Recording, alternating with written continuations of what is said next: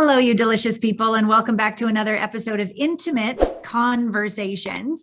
I'm really looking forward to blowing your mind with this bio of this amazing man, Michael Anthony.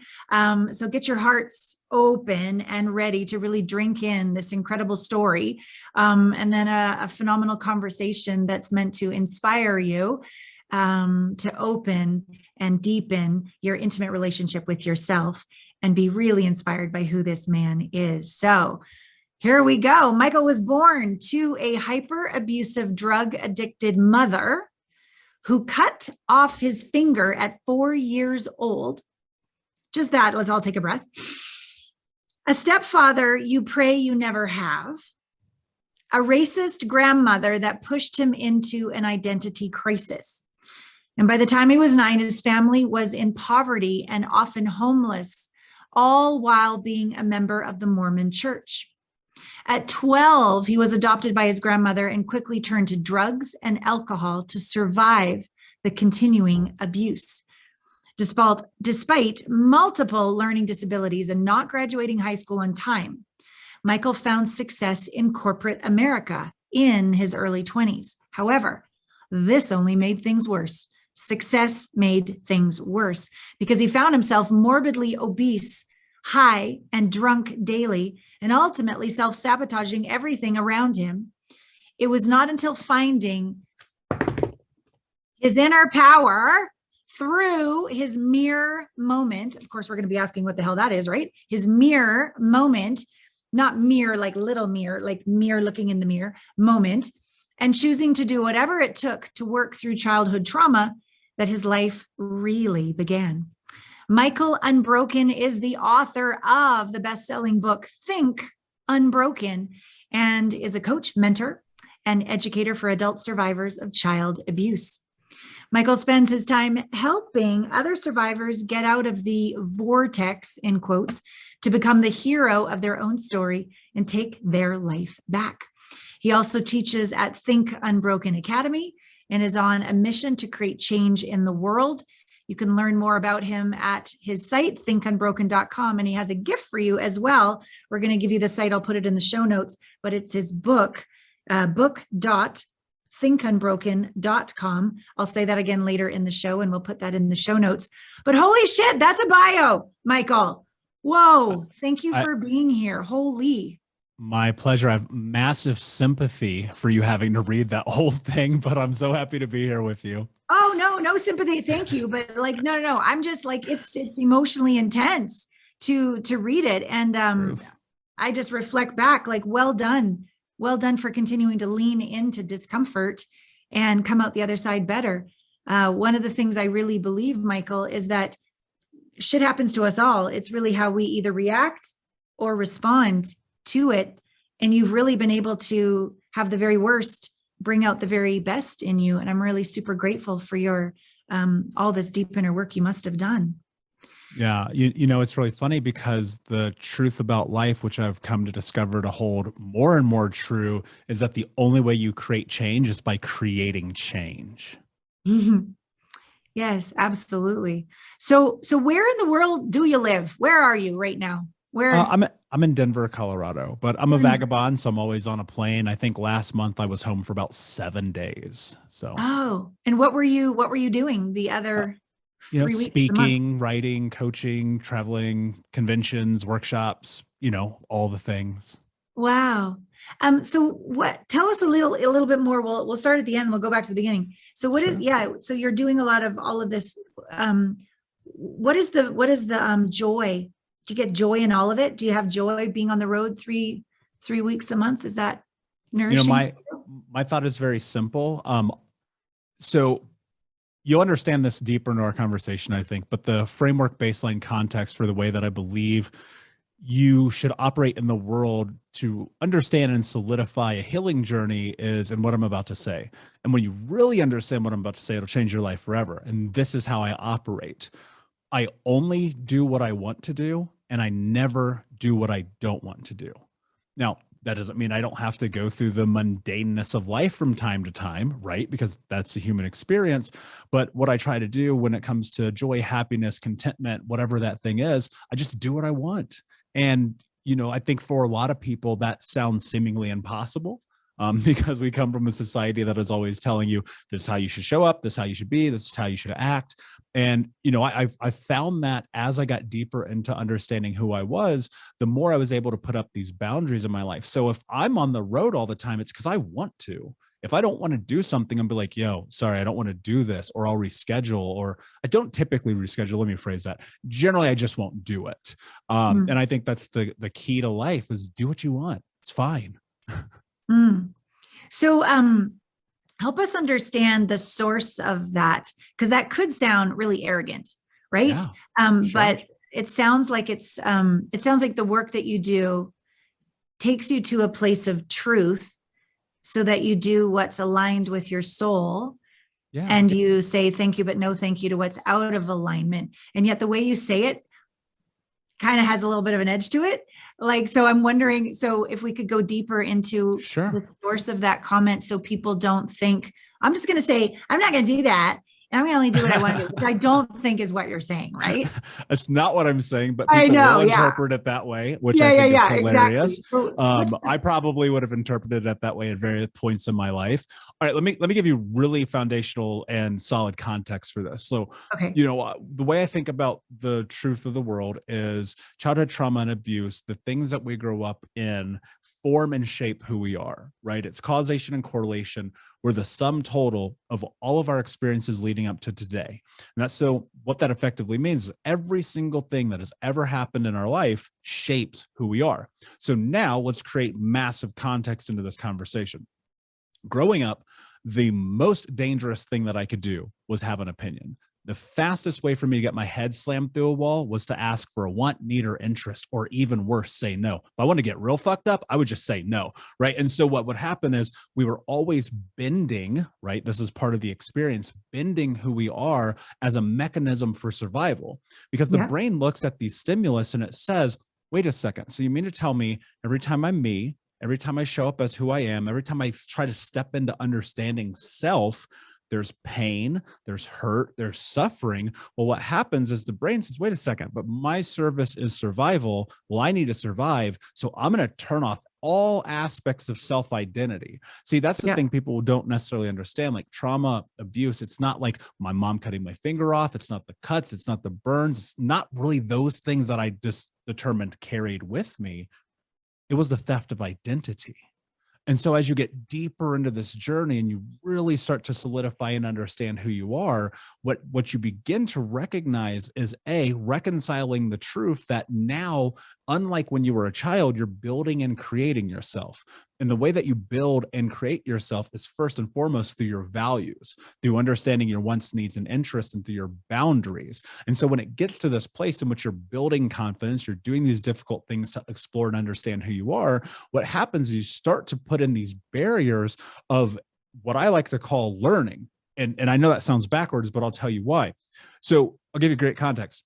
I went to a country concert. I always laugh about this. I went to a country concert when I was like 23 years old.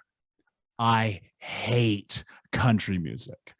But do you know I was No offense to country people. Sorry about that. All the offense. So, so what happened was I went because my friends were like, dude, you have to come, be a part of this. And even though for me, I knew inherently I did not want to be there. And as I got there and I was in this experience, I was miserable the whole time. And trust me, I have plenty of more stories, but this is kind of an easy one.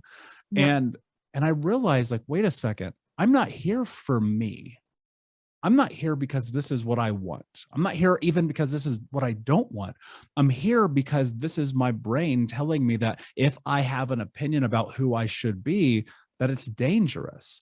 And the deeper that I got into the healing journey, the more that I really started to understand that one of the greatest sense of healing that a human being can have is holding true to their boundaries, to their identity and self by operating in the scope of really truthfully what it comes down to is being willing to say yes and say no to the things that you choose to say yes and no to.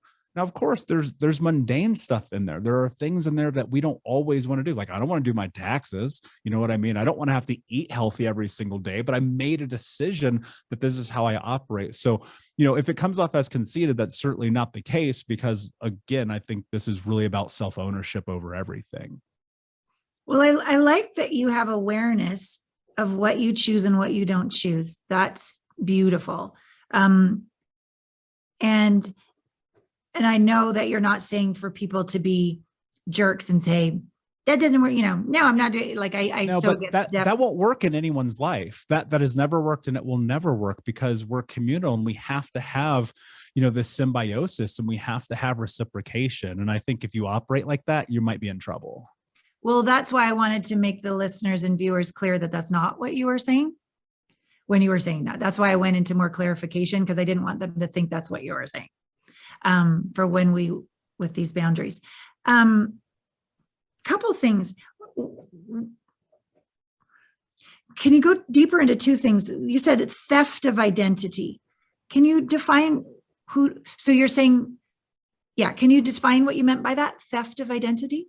Yeah. So I'll go on that a little bit more. So for many people growing up, for really a lot of people, especially as children, you have the ability to discover who you are through the day-to-day interactions with your environment, right? And the way that you discover through who you are is by getting information reciprocated back to you or mirrored back to you from your environment that says whether or not the thing that you're doing is really true about who you are. And for most people, that happens in a healthy and safe way, right? Which means if you make a mistake, if you have a bad grade on a test, maybe if you're a little kid and you curse or whatever that thing is, generally speaking, most of the time, people will interact with you in a way that allows you the space to understand what has happened. Right. And so you're able to make meaning of it. You're like, oh, wait a second.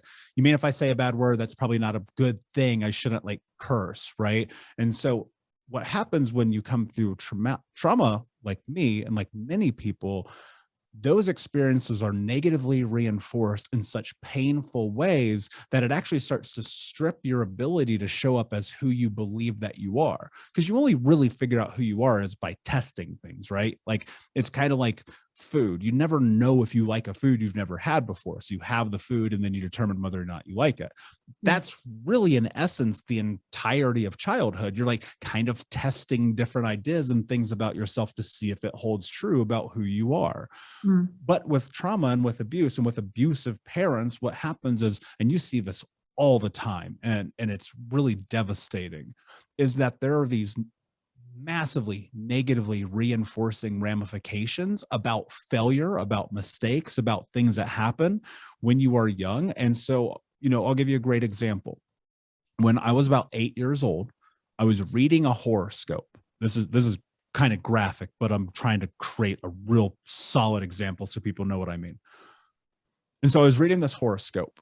Up until this point in school, I'd won a whole bunch of spelling bees. Like I loved spelling. I love reading. I love writing. It's such a part about who I am. And I knew that as a kid.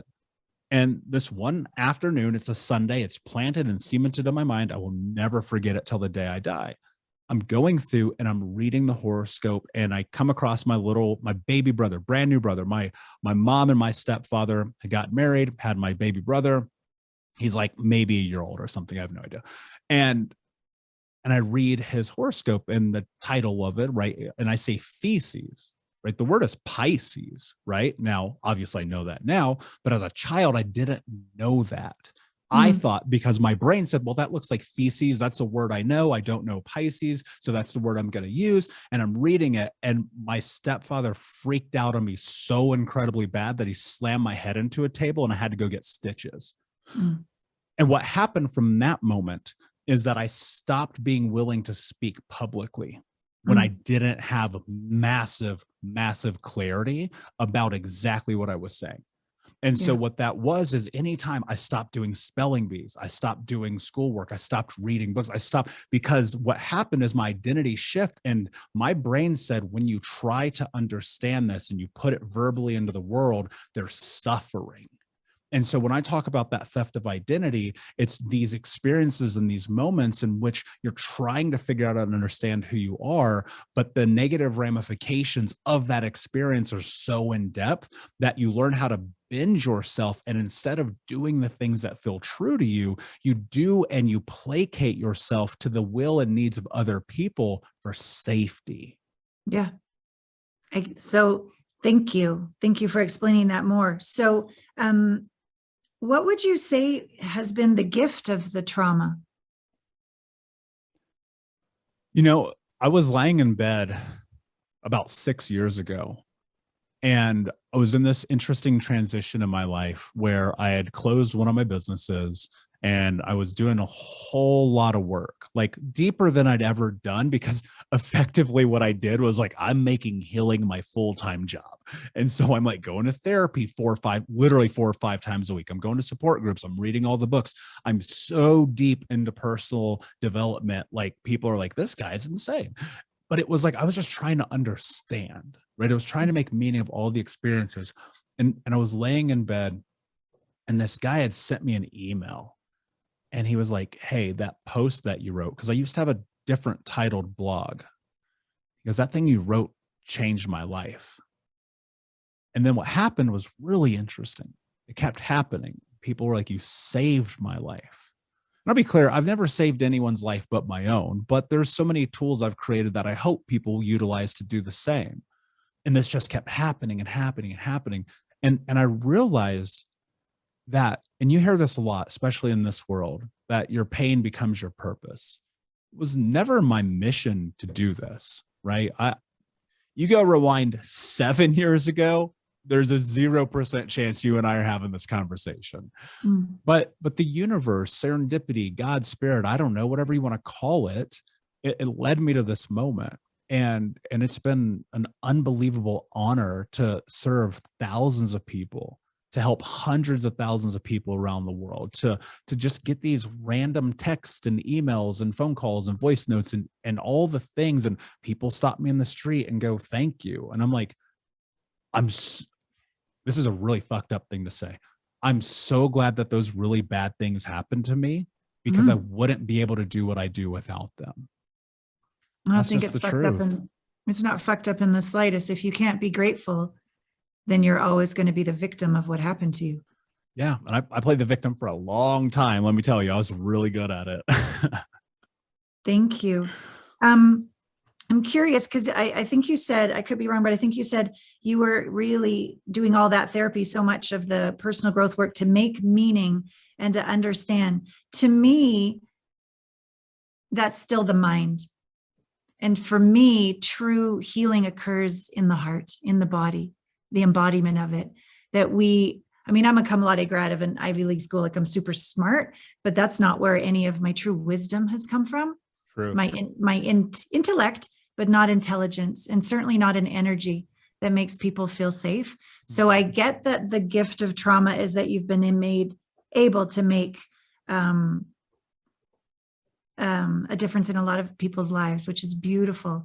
But I still don't feel in my bones, in my blood, in my belly, the gratitude of the gift in your life. Like it feels outwardly beautifully impactful, but I don't feel like that kiss of grace, that exhale within your being of how it's been a gift to your soul, as if your soul chose everything on purpose to come home to Michael. Can you go deeper into that gift for you? Yeah, I love that. Thank you for going clear or deeper. Nobody ever asked questions like that, so I love that. Thank you. The true realization of that experience of what it meant for me is the sense of freedom that I feel in my life to be who I am, and to be able to do that in some sense unapologetically, because of the massive amount of ownership I have, because of the willingness to, when I go look in the mirror, be okay and love the reflection. And that's where that work really started to solidify, not only externally, but especially internally, because I learned to love myself through the physical challenge, through being on the yoga mat, through healing my body, through, these moments of silence and grace that I would have to give myself when I would make massive mistakes, and the removal of self-belittlement, right, from my experience, and to just be able to sit as who I am and be like, I'm good with this. Like, that's the like greatest thing on planet Earth, is to be like, I love myself. Yeah. Yeah. I care for me. Like, I don't shame like, you have to think, I was 350 pounds, right? Morbidly obese, smoking 2 packs a day, drinking myself to sleep. I was high from the moment the sun came up till the moment I went to bed. That's not love. That's not self-care. Yeah. So stay there for a second. I assert that that's because you weren't willing to feel, or maybe you weren't taught how to feel through to healing. I think that's, to me, the reason why there's so much addiction on the planet in various forms, is that we all have pain. We all come in to grow and learn. So we all choose circumstances to get the shit kicked out of us, not be accepted for being gay, a woman, trauma. Like, everybody has their thing, right? And I don't think comparing mine's worse than yours, I don't think that's going to get us anywhere. Yeah, so we all come in and we have our pain. I think the hiccup is that we haven't been taught how to feel through to heal, and the emotion comes up. We're like, oh, hell no, I can't handle that. And then all these addictions happen. And then we stay up in our head trying to figure it out, when that's not, to me, where the solution is. I mean, we can come up with why they did it or why they didn't. We can just keep spinning. But when we're taught how to feel, and maybe this comes through your mirror moment, I'm curious about this more, when you come to just peace with, I love myself, even if I'm scared. I'm willing to feel fear and not leave myself. I'm willing to go all the way home and love myself, even if this never changes ever. I'm not going to wait till I'm good enough and looking good in order to love myself. Like, right here, right now, in the hell of the hell, hi, I'm home. For me, when that happens, I'm one with God, the divine, the universe. And then everything gets quite quiet in here, and true choice happens, which is why I was curious about I do what I want, I don't do what I want, because it felt like a bit of an energetic edge to it. Because to me, what's after that first is healthy boundaries, when we're learning how to actually value ourselves. But then there's a place after where it's just choice and it's just allowance. Country music's not necessarily my favorite either, but I can go and I can appreciate it and be an allowance of it. And it's not an offense to my soul to just have an experience. Do you know what I'm trying to say? There's more of a soft strength. Yeah. Is there anything I'm saying that's resonating? Yeah. Well, and I think a big part of everything that happens in our lives, and in my life particularly, has come through the experience of first acknowledgement, right? Of the willingness to sit in it, which I think is, and has held true in my life to be, the most uncomfortable part about the experience, is because that's where you learn about who you are. That's where you learn about what you're capable of. That's where you learn about the truth of the experience that you're having. And, the mirror moment for me wasn't the moment of reconciliation or freedom or love. It really, truly wasn't. That would not come for years later. The mirror moment for me was about looking at my life and recognizing and realizing the choices that I had made had caused the experience that I was having. And understanding one of the really hard truths of life is that I played a role in that experience. And what happened, so I'll tell you the story. So I was having, the night before was arguably the worst night of my life. And the next morning I woke up and I'm laying in bed. It's 11 o'clock in the morning, called in sick to work. I wasn't sick. I was smoking a joint, eating chocolate cake, and watching the CrossFit games, like this ultimate rock bottom moment, right? And I'm sitting up 350 pounds, chain smoking cigarettes, puffing on this joint. And I'm like, get up. I go to the bathroom. And to this day, I'll never understand why this happened. But I looked in the mirror And as I was looking in the mirror, I remembered being 8 years old, and the water company had come and turned our water off. And, they were always turning off our water, our heat, our electricity. We were getting evicted. I lived with 30 different families as a child, right? Getting bounced place to place to place. So for me, it was like, oh, another Tuesday, they're turning off our water. And for whatever reason, on this particular day, I went in the backyard. I got this little blue bucket. I walked across the street to our neighbor's house. I turned on the spigot on the side of their house. And for the first time, I stole water. And I remember being like, when I am a grown-up, this will not be my life. Mm. And it wasn't like financially, because somehow I had landed a job with a Fortune 10 company. I was doing really well, but in literally every other way, I was that hurt, lost little boy still, who had done none of the work, who was stuffing it all down, who was playing the victim, who was blaming everything that had ever happened wrong in my life on everyone.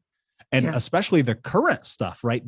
I was so stubborn. I would be like, no, this is who I am, which I would argue is probably the most dangerous sentence in the English language. And as I looked in the mirror, I remembered that moment of being a little boy, and I understood a truth about myself that, like, it shattered everything for me in a good way, that I was breaking the promise that I had made to myself as a little boy, and that I was no longer a child, and that I had to take responsibility for my life. And that wasn't about culpability. It wasn't about, it's my fault, right? Mm-hmm. It was about, okay, you cannot change the past, but what you can do is whatever it takes to get the life that you want to have. And so as I stood there and I asked myself, what are you willing to do to have the life that you want to have? The answer was no excuses, just results. And it was about doing something that I'd never done in my life. And it was about being responsible for myself. Mm. And 12 years later, I'm talking to you, right? Mm-hmm. And it all started with that one moment. Thank you. So say that last line again. No excuses, all results. No excuses, just results. Just results. So this whole conversation, Michael, I'm enjoying very much. And I'm also having like just this horrible stomach ache the whole time. Like an energy in my stomach. Like I'm a very, I don't know if you want to call me psychic, but a very intuitive woman who senses energy all the time. And I just can't help but want to give you a hug. I'll take it. I love hugs. I feel like you're still angry. And I haven't dealt with one 100th of what you've dealt with. I've dealt with some stuff, obviously we all have. So I want you to, I feel like there's a part of you that needs, I don't know if it's the divine mother, the divine father, or just a big fucking angel, but to just like no excuses and just results, doesn't leave room to love yourself when you're wobbly, doesn't leave room for vulnerability, doesn't leave room for a big cry, doesn't leave room for softness, compassion. I mean, it gets you out of the gutter and on the court and you're kicking ass. That's for clear, sure. But what I'm not sensing is a softness towards yourself or a compassion towards yourself. And I'd love to know if in your journey, is that what's next? Because clearly on the road for 3 weeks, a month, you are on a mission to serve humanity, but who holds you at night? Like who cares for you? Do you or who? I'm wondering about that. Yeah, that's a great question. And so much of my life has been about self-care, compassion, empathy, sympathy, grace.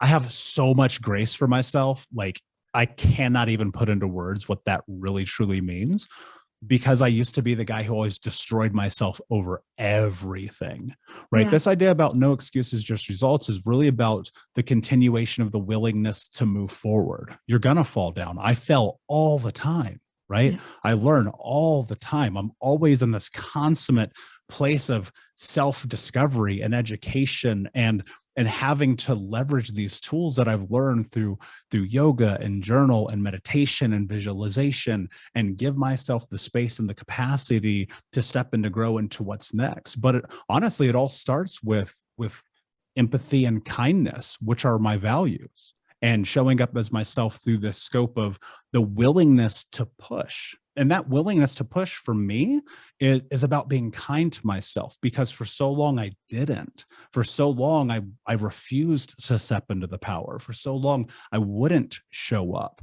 And so but keep in mind, everyone's different. What you need in your life is so different than what I may need in my life. And I think having a really a keen self-awareness about who it is that you are and honoring that in your journey is everything. You know, one of the things I love about my life is, like, if I wake up and I think to myself, you know what, I actually must rest today, right? Not because I'm being avoidant and not because I'm procrastinating. I rest. I give myself what I need at all times. And so much of it, like, truly just starts with empathy. A great example, this is so funny. A couple of days ago, I was in the kitchen and I knocked a glass off the counter and it shattered everywhere. Mm. And I remember if I were younger, if I was in my early 20s, I would have ravaged myself over this, right? Yeah. Learned Yeah. behavior, learned experience. And Yeah. and that happened. I just laughed and I was like, it's just a glass, dude. It's fine. Beautiful, beautiful. Do you in your, so the mirror moment, you told me about that. Do you do mirror work? Do you talk to yourself? I do. I talk to myself in the Every mirror. I talk to myself all day. the time. Do you? Every day. Yeah. What does it sound like? Or is it So different day to day?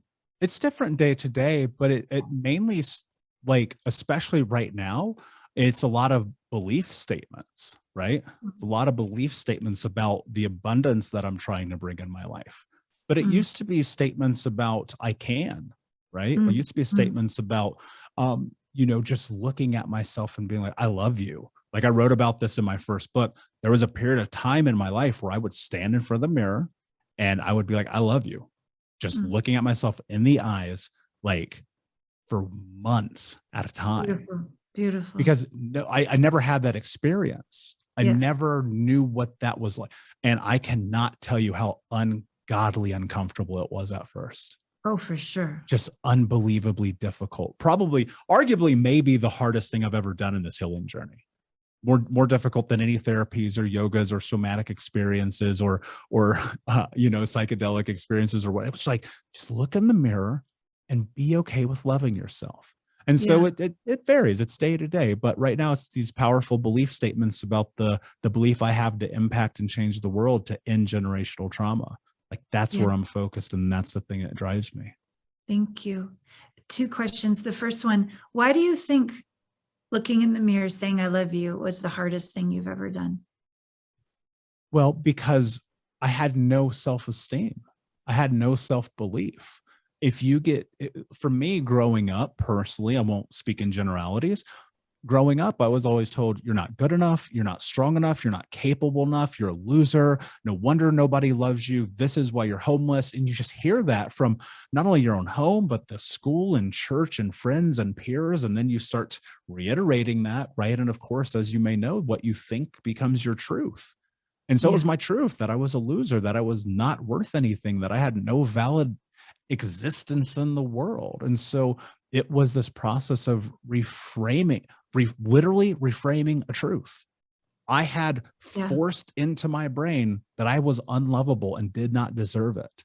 And that Mm, the only way people would care about me were through my financial successes, through my business endeavors, through those things. And so yeah. to stand in that mirror and have these unabashedly naked experiences of self, of really just looking at myself in the eyes and letting down my own guard, right? There's a space in which you Mm, kind of have to be willing to be ultimately vulnerable with yourself, and just mhm. to cry and to weep and to be sad, but to also feel enthralled in those moments of just sitting there and be like, do it. Just do it. Step into the discomfort of giving yourself the thing that was denied, and Mhm. life changing. Yeah, thank you. This is the direction I'm wanting to go. Thank you. What do you think the difference is between believing and knowing? How do you define that or experience that? It's an interesting question. I think knowing is up here, right? It's all up in your head. It's like you can know and you can have this information and it can be here just kind of ruminating. I think believing is like in your soul. You know what I'm saying? Like believing is like you feel it, you get goosebumps over it, like fires you up. Like it's the willingness to like go towards it, right? The belief to me is, gosh, I wish I had a better word than the one I'm about to use, but this is what comes to mind. Belief is about truth. Like it's like, this is mine, or I believe this of the world, or I understand this to be foundationally true about experience, right? I think that's belief, but it's belief. I love this question. Thank you for asking it. You're welcome. I think belief is that moment, like right before you're about to do the thing that you're terrified of doing, and you trust yourself that you're capable of doing it. Like, I think that's belief. Thank you. It's wild. We have, it's just semantics, I suppose, at the end of the day. But for me, knowing is pre-thought, pre-belief. Yeah. To me, knowing isn't up in the head. To me, knowing is so quiet, so truthful, so certain that it doesn't even require words. It doesn't need 10 more affirmations of a belief in my mind. I'm a science geek, so I love coherence, that you can't think your way into coherence. You can only feel your way into coherence. So it has to start in the body, in the heart. And then I love that the different parts of your brain turns on, whether your heart is coherent or not. So I'm assuming with all the wonderful trauma work you do with people, you'll let them know that when their heart is closed, no bueno, you're not going to go anywhere. You can say 10 more affirmations every single day if you want to believe you're good enough, but you can't actually embody it unless your heart is open. And you can't have an open heart if you can't feel. So to me, even though I totally appreciate and I can sense your passion and vigor with this, to me, it's fucking exhausting to try to believe something. Oh my God, it's so exhausting. Interesting. I work so hard to believe something, and then I have to keep believing, and I have to keep saying 10 more affirmations, and it's exhausting. But when I drop out of the trying to convince myself of something, or convince myself out of something with a belief, when I just drop, and it's painful to drop, because the barrier to dropping is always something uncomfortable, shame, pain, fear, sadness, something. But when I integrate that and I drop into my heart opens, and I can measure this with my little heart math inner balance monitor. I can watch the number. And when I drop into coherence, it's an appreciation for the very worst and the very best. It's all equal, because the number doesn't change. Maybe it has more of a flavor of compassion of the bad and appreciation for the good, but it's the same measurable vibration in the heart. And it's a knowing. And I don't need to try. I don't need to zhuzh myself up with passion. It is what it is. And I don't give a shit if people agree or disagree. I know what I know. Yeah, that's so interesting. Let me ask you this question. I know you're interviewing me, but I'm very curious because I want to know. I really want to know. Do you think that in these moments of belief that your heart is guiding whether or not that's true? I don't believe. The way I look at things is truth is different than belief. My heart knows truth. That's the end of that sentence. The belief, at least my mind is just a piece of work. Like, it'll talk me into things, talk me out of things. It's loud, it's whatever. But that's the loud part. The truth in my heart knows. End of the sentence. It just knows. And I have not been ever able to access that through my intelligent mind. Yes. And to me, I've done plenty of quantum psychology processes where I can change any belief that anybody has, because it's not real or true. It's just a belief. And then we could create a new belief that's maybe more positive for you, but it's still a belief. There's still someplace deeper to go, which is knowing of truth. That's why I say things like my bones, my blood, my belly. It's pre-thought. It's something that arises as total truth before this clicks on and starts to try to express something intelligently. It's before that. It's like the beat before. It's where it arises out of nothing and everything.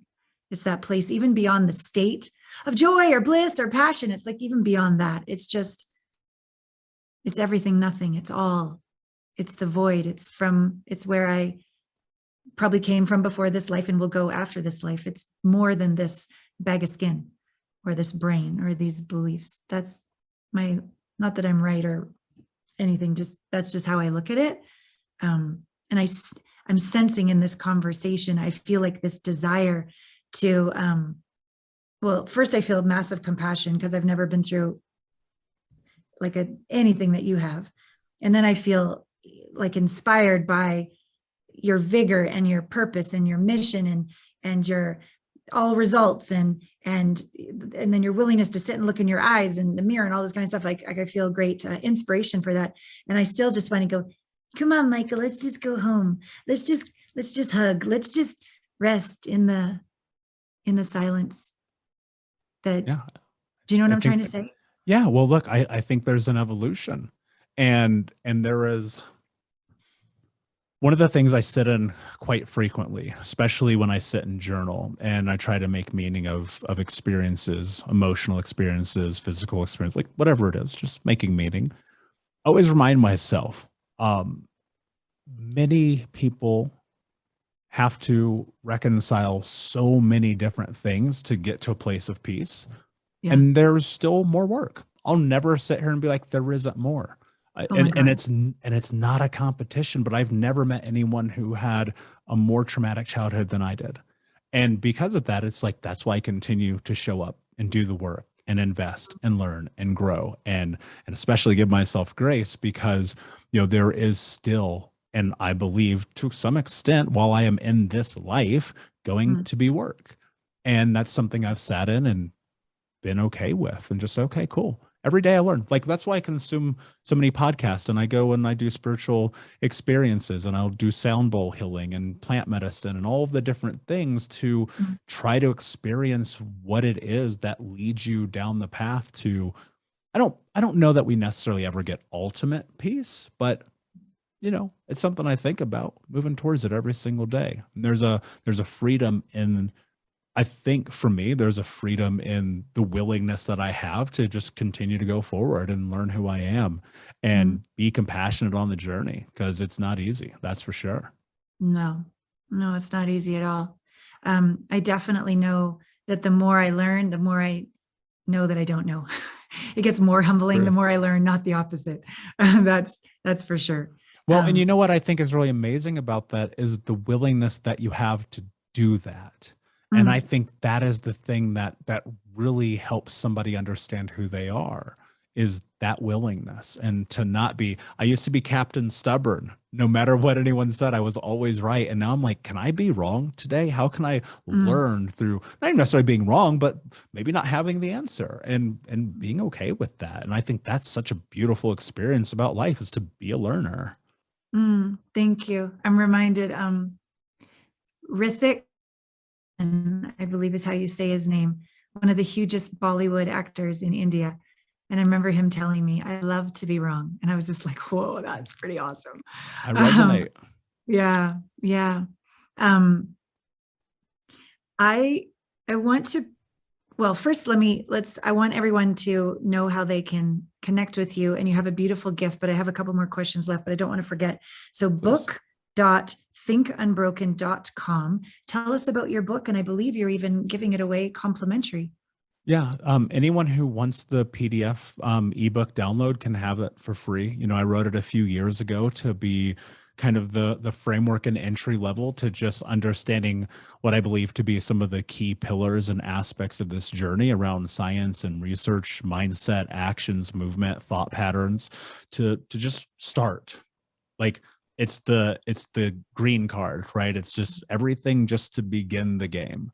And so I was sitting and this came to me on Sunday. I was meditating and I was just thinking to myself, okay, my mission is very clear to me in generational trauma in my lifetime through education and information. Like that's ultimately the goal. And I thought to myself, well, accessibility at a deeper scale. And even though I have a podcast and not hundreds of thousands, but thousands of hours of content online, I said, why do I need to sell this book? It's not bringing me anything. Instead, it's actually probably taking away from the people who should have it. And so that's why I'm sitting in this now, as it's just recently happened. But yeah, anyone who wants to just sit and read it, you're more than welcome. If you want to buy it, you can buy it anywhere, but I'd rather you just read it. It doesn't matter. Thank you for your generosity. That's beautiful. So again, I'll put this in the show notes, book.thinkunbroken.com. Beautiful. And then these two pieces are sort of resonating with me here. I'm reminded, and she's passed, actually, she died about a year ago. And I have many mentors, as I'm sure you do. And one of our exercises was called Fly on the Wall. And we happened to do Fly on the Wall in the hot tub. We were at their lovely home in the backyard. So we were all in the hot tub. And one person in the hot tubs pretends they're not in the hot tub. They're the fly on the wall. And everybody starts to talk about them. And the first thing they say is what they really appreciate about them. And then the second thing they say is what would take them to a 10 would be. And you're sitting there, you can't rebuttal, you can't justify, you can't defend, you just have to receive and sit literally in the hot tub and burn and receive this information. And this woman said, I wish Allana would stop talking about her 12-year custody battle and losing her son and all that, because it dilutes her message. And I wanted to justify so bad. But it's who I am. It's how I became who I am. It's the story. And I just sat there and burned. And I didn't like her very much for a while after that. And then I started to realize I was my identity. I was my story. I wasn't Allana the spirit. I wasn't Allana the embodiment of the wisdom. I was still stuck to my story. And I started to let go of the story because I realized there was still a part of me that needed sympathy, until I felt like, does anybody get how hard it was? Like until somebody actually got it, almost makes me want to cry, Michael. Like I just had to keep telling the story until somebody fucking got it. And I realized that interviewing such and such, or this many dollars in the bank, or this many celebrity clients, like nothing filled this void of just wanting somebody to just get how hard it was, until I realized the only person to do that was me. It was me that had to get how hard it was. It was never going to be anybody on the outside. And as soon as I gave myself the acknowledgement, the validation, the compassion, so that I would never, ever tell my story again and need nothing and feel whole. Like that was my path. And so I wonder, I pose this from Carolyn, who's now passed, and I'm so grateful for her braveness to say that to me, because it wasn't necessarily fun to receive. But I wanted to pass that along to you, because I almost feel like I'm hearing Carolyn say through me to you, when you just said a minute ago, I've never met anybody who's had a worse childhood than me. I bet you I could find some, and I don't want to find anyone. But there's something about that I feel, and I hope it's okay that I say, is the barrier to your next level of impact in humanity. You identified as a story, as opposed to you letting go even of all identities and just being the glorious being and soul that you are, I feel would catapult this mission that you're on. And something's going to have to happen inside of you to never say the story again as a potential, or never need to sort of wear it as a badge of honor and to just let it go. I feel like there's literally a quantum leap. And believe me, I respect how much work you've done, but I feel like, I think there might be very few people that be willing to say this to you because you're already so fucking amazing. But I know that there's even more, Michael. And there's something in that, if you could let go of needing to prove that there's no one that's had it worse than you, and look yourself in this beautiful mirror work that I think you're so extraordinary at already, and just let you knowing that with you be enough, something will collapse and a whole new ascension of your soul will be possible, beyond seeking meaning in your mind, to being the embodiment of your glory for all. And I'm a little bit scared to wonder what you're going to say next, because that was a lot to say. And I don't normally ever do that on an interview, but I care. Yeah. For me, life is one, I think it's beautifully and well said. I'm always willing to sit in what other people see, right? I think that's really important. That statement was not about comparison. That statement was about understanding the truth of my childhood, right? And so in that, and again, it's like what I mentioned a few minutes ago. It's like I'm always seeking that next. And you could be spot on. I don't know yet. It's happening in real time. But I think it was a beautiful thing that you shared with me. Thank you for being willing to receive it so gracefully. And thank me for being brave enough to say it. And thank all of you watching and listening to be privy to a very intimate conversation, as we always do here. So thank you. And it's okay if I'm wrong all the time, make mistakes all the time. But if I can be a catalyst to love you, then I'm going to. Yeah. So in completion, book.thinkunbroken.com, please download this man's book so that you can have it nourish your life. What are the last thoughts that you'd like to leave us with, Michael? I think about this, and this conversation, I love this conversation. I actually want us to sit down in person for like 2 hours and have a conversation. So if you're ever in Denver, let me know. Okay. And I'll bring you in the studio and we'll talk. Thank you. Because here's what I hate about the internet. The energy transference can only be felt so much. And I want to be across from you having this conversation. The one thing that I would say that I think is really, really important for people to understand is that even though trauma may be your foundation, it does not have to be your future. Well said. Thank you. And so I for you viewers and listeners, I'm not sure if you were feeling my discomfort throughout it all, or how you're feeling throughout this incredibly vulnerable, transparent conversation, but my sense is it's probably flushed something up. Some of the nuggets of wisdom, some of the intense revelations, some of the poignant questions. So please, after every intimate conversation, I always ask the same thing: please sit, because we can just have experiences and then we're dead. But if you have an experience and you reflect upon it, and then you let the feeling be felt, you don't push it away, and you go all the way through to what that feeling is trying to teach you as a wisdom, and then you embody that, you are different for the rest of your life. So please take a moment, go for a walk, get your journal out, lie down, whatever it is for you, but just take a moment and really let whatever has arisen in you from this conversation to be felt, to be listened to, and then an action. Take an action that this, especially get his book as well, of course, that action, but some action in your life of living your truth even more than you have before, being even more intimate with yourself in this moment as enough. Yeah.